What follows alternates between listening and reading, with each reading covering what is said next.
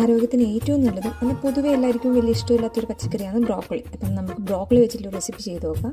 പുഴുങ്ങിയ ബ്രോക്കോളി മിക്സിയിൽ പേസ്റ്റ് ചെയ്തെടുക്കുക. അതേപോലെ ഉരുളക്കിഴങ്ങ് പുഴുങ്ങിയതിന് ശേഷം പേസ്റ്റ് ചെയ്തെടുക്കുക. അതിലേക്ക് ഉള്ളി, മല്ലിയില, കോൺഫ്ലവർ, ഉപ്പും ചേർത്ത് നന്നായി മിക്സ് ചെയ്തെടുക്കുക. ഇതിനുശേഷം ഇതൊന്ന് ഫ്രൈ ചെയ്തെടുക്കുക.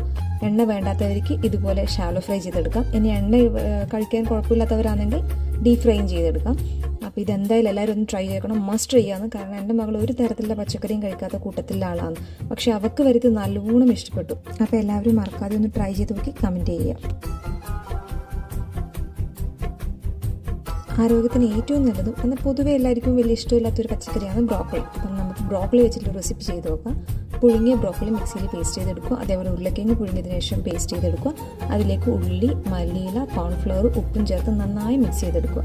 ഇതിനുശേഷം ഇതൊന്ന് ഫ്രൈ ചെയ്തെടുക്കുക. എണ്ണ വേണ്ടാത്തവർക്ക് ഇതുപോലെ ഷാലോ ഫ്രൈ ചെയ്തെടുക്കാം. ഇനി എണ്ണ കഴിക്കാൻ കുഴപ്പമില്ലാത്തവരാണെങ്കിൽ ഡീപ്